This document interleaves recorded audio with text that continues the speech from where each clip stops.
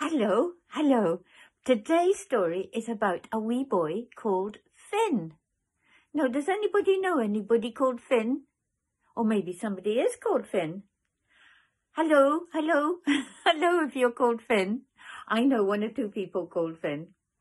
Now, this story is about a Finn who lived hundreds and hundreds and hundreds of years ago, way back before there were schools. So nobody went to school. So all the children didn't go to school. They went to work. Yes, the children had to go to work from an early age. And so children would go and they would work, usually with their parents or an uncle or aunt. So maybe if the daddy made boats, they would go and help and learn how to make boats.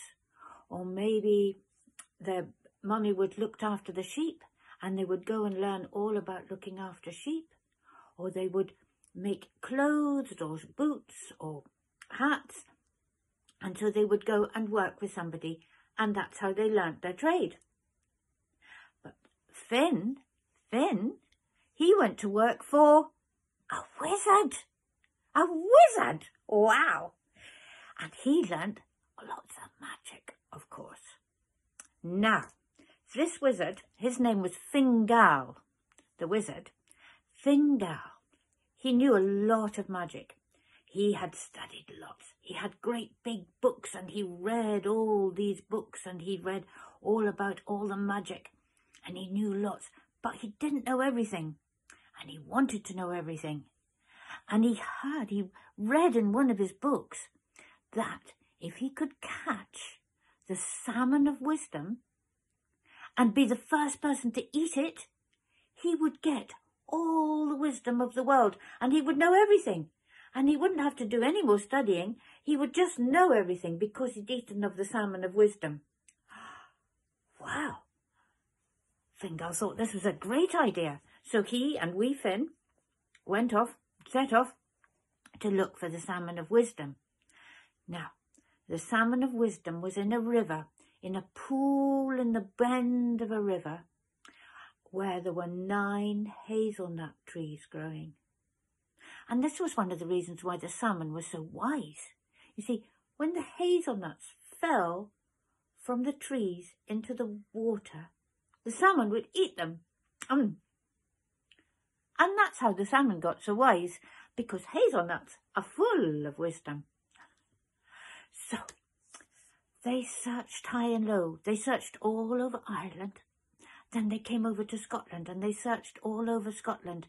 And they searched on all the great salmon rivers. They must have gone down to the Tay and the Spey. And then they came up to the islands, and they came to the Conan and the Oran, and they went to all the beautiful rivers, looking for a bend in the river where there was a deep pool and 9 hazelnut trees.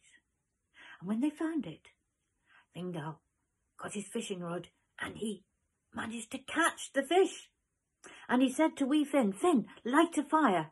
Now Finn knew how to light a fire. He was very clever, and he got 2 special stones, and he smacked them together until it came a spark, and then he could make a fire. And he got a fire going for Fingal. And then Fingal said, "Right, now cook the fish, but don't eat it. I must be the first person to eat it. You mustn't eat it." Now, after all of this, Fingal was a bit tired, so he went and had a little sleep, leaving Finn to look after the fish. And the fish was there, cooking on the fire. But suddenly a splutter of the salmon skin came and, ow, landed on Finn's thumb.